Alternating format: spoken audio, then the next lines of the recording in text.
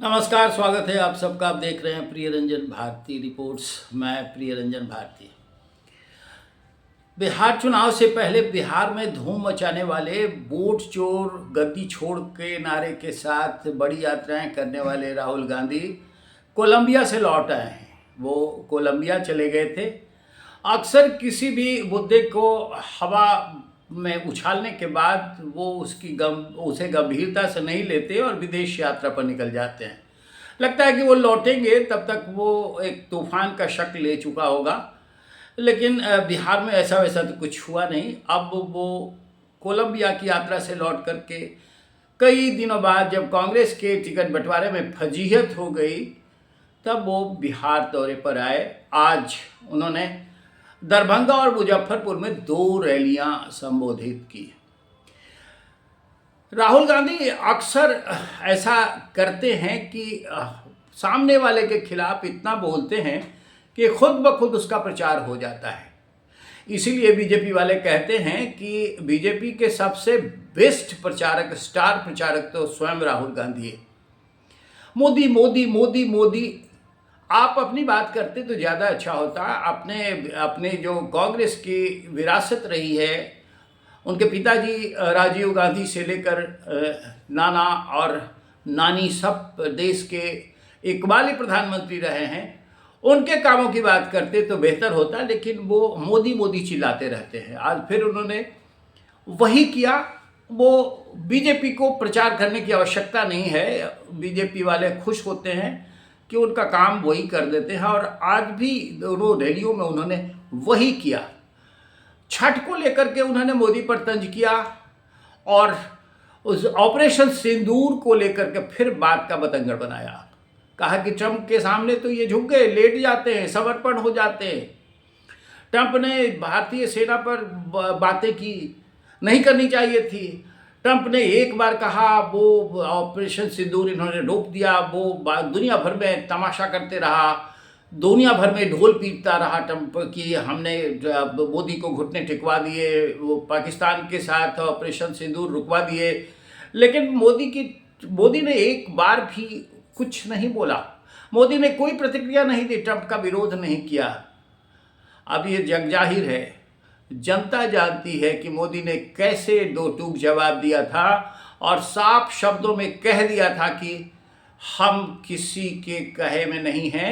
हमने जो खुद फैसला किया और किसी के कहे में जाकर हमने युद्ध नहीं रोका। पाकिस्तान के जो सैनिक थे, उन सेना की तरफ से प्रस्ताव आया था और उसके बाद भारत ने तो यहाँ तक कह दिया था कि हम किसी और की मध्यस्थता स्वीकार करने को कतई तैयार नहीं है।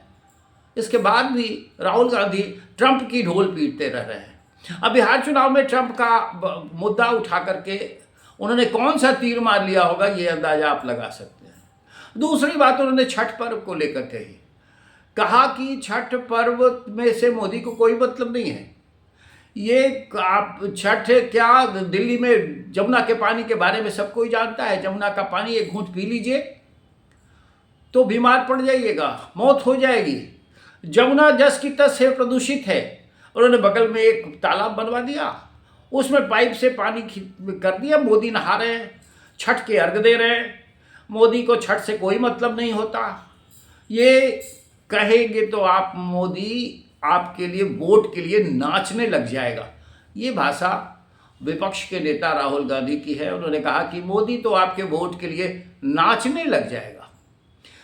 अब पता नहीं कैसे नाच होती है, लेकिन प्रधानमंत्री नरेंद्र मोदी की बिहार चुनाव से पहले प्रचार में 1-2 सभाएं हुई है। अभी उनका कार्यक्रम और भी होगा। लेकिन राहुल गांधी ने आज जिस तरह से मोदी मोदी करके अपनी बात कहने के बजाय मोदी की सुर्खियों बढ़ा दी है, मोदी को और लोग कहीं ज़्यादा उनके प्रति लोगों के मन में लगाव बढ़ा दिया है, ये तो जाहिर हो रहा है। दूसरी सभा मुजफ्फरपुर में की और मुजफ्फरपुर में उन्होंने कहा कि बिहार में मोबाइल बनना चाहिए। मोबाइल की फैक्ट्रियाँ चाइना में नहीं, बिहार में बननी चाहिए। बिहार के लोग बड़े कामगार होते हैं। आपने सड़कें बनवाई, आप छत्तीसगढ़ में गए जाते हैं, सड़कें बनवा देते हैं। आप बम्बई में जाके सड़कें बनवा देते, हरियाणा में जाके पूरे देश में आप घूम घूम करके बड़े अच्छे मोबाइल फोर्स की तरह काम करते हैं, उस राज्य की जो तरक्की करा देते हैं, चकाचौंध हो जाता है वहाँ। लेकिन आप यहाँ आपको रोजगार नहीं मिल रहा। ये नीतीश कुमार बेकार है।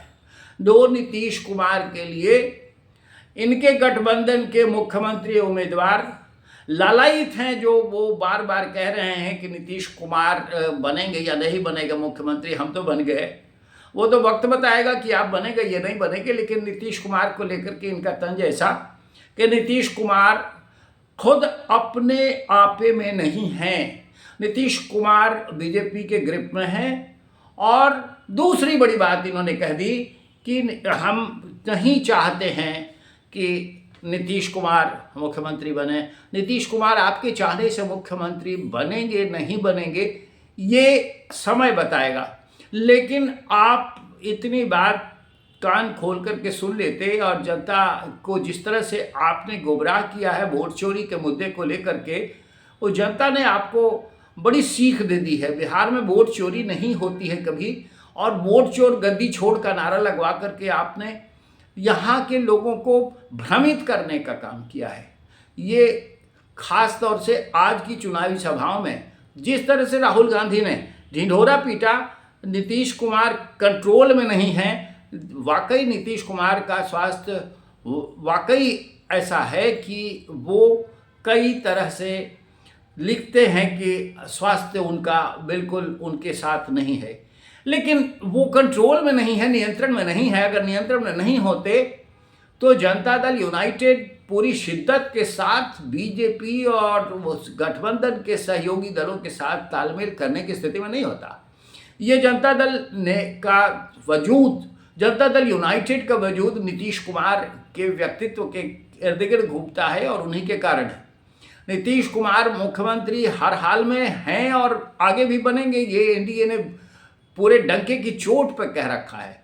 लेकिन महागठबंधन वालों को, खासकर राहुल गांधी और तेजस्वी को पेट में दर्द हो रहा है कि नीतीश कुमार स्वस्थ नहीं हैं, नीतीश कुमार बनेंगे कि नहीं बनेंगे मुख्यमंत्री। अब बिहार के लोगों को भड़का रहे हैं। बिहार में भरा मोबाइल की कल्पना वो कर रहे हैं कि मोबाइल की फैक्ट्रियाँ यहाँ लग जाएंगी। वो मोबाइल की फैक्ट्री लगाएंगे जब उनका शासन होगा। तो अब उनके जो मुख्यमंत्री उम्मीदवार है उन्होंने तो हर घर रोजगार की बात कर दी है।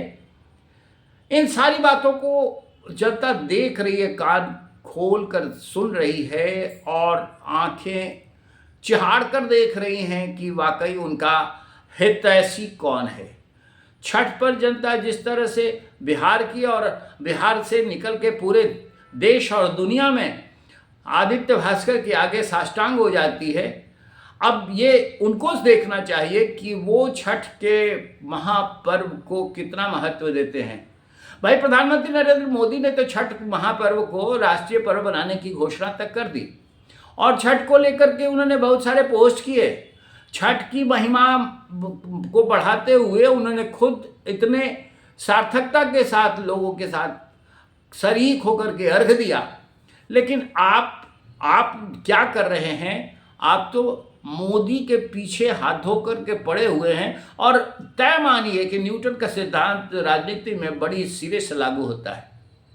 आपको याद कराना चाहूँगा कि जब वो बीजेपी को और भारतीय जनता पार्टी के कमल निशान को कोई नहीं जानता था, तब लोगों ने कमल निशान को फ्रीज करने के लिए कि धार्मिक ये महत्व का है और उसको लेकर के इतना ज़बरदस्त विरोध किया था कि लोग जो नहीं जानते थे वो कमल निशान जान गए। ये न्यूटन का सिद्धांत की हर क्रिया के विपरीत प्रतिक्रिया होती है, उसी के अनुकूल था। और तब भी विरोधी नहीं चेते। भारतीय जनता पार्टी को सत्ता में आने से रोकने के लिए जो गठबंधन किया था पहले, राष्ट्रीय मोर्चा और जो वाम मोर्चा, और ये उस मोर्चे ने कई बार इस तरह के आंदोलन रूपी कार्यक्रम चलाए कि भारतीय सांप्रदायिक शक्तियों को सत्ता में आने से रोकने के लिए। वो सांप्रदायिकता है। तो फिर छठ क्या है? छठ को भी आप सांप्रदायिक कह दीजिए। अब सांप्रदायिक शक्तियों को रोकने के लिए जो कवायद हुई उसकी प्रतिक्रिया में भारतीय जनता पार्टी रुकी तो नहीं, सत्ता में आ गई। अब इन्हें सत्ता में आने से, इन्हें सत्ता में आ गई, सत्ता से हटाने के लिए ये सारी ताकतें एक हुई हैं। तय मानिए यहाँ भी न्यूटन का सिद्धांत लागू हो रहा है और क्रिया के विपरीत प्रतिक्रिया हो रही है। जनता सब समझती है और बिहार की जनता भी आपको लरेट देगी, आपको जो सबक सिखाएगी, बहुत दिनों तक फिर कोलंबिया और अमेरिका की यात्रा करते रह जाइएगा। समझ में नहीं आएगा कि ये कैसे हुआ, लेकिन बिहार की जनता ने मन बना लिया है। अगर आपको अंदाज़ा नहीं है तो ज़रा घरों में जाकर के देख लीजिए, छोटी बस्तियों में जाकर के देख लीजिए, स्लम बस्तियों में जाकर के देख लीजिए क्या नज़ारा है, तब सब कुछ समझ में आ जाएगा। और नहीं, तब भी नहीं आ रहा है तो 14 नवंबर को आपके नाना पूर्व प्रधानमंत्री के जवाहरलाल नेहरू के जन्मदिन पर जो चुनाव के नतीजे घोषित होंगे, तब आपकी आंखें और खुल जाएंगी। तब आंखों पर से जो पट पड़ा हुआ है वो बिल्कुल किनारे पड़ जाएगा और आप मुंह बाएं देखते रह जाइए, आह ऐसे कैसे हो गया। जनता सब जानती है, जनता सबक सिखा देती है। तो इंतजार कीजिए 14 नवंबर तक का। आज के अंक में बस इतना ही, लेकिन हम आपसे निवेदन करेंगे कि हमारे इस वीडियो पर प्रतिक्रिया ज़रूर दीजिए कमेंट बॉक्स में और हमारे चैनल को सब्सक्राइब कीजिए, लाइक कीजिए, शेयर कीजिए। फिर मिलते हैं, नमस्कार।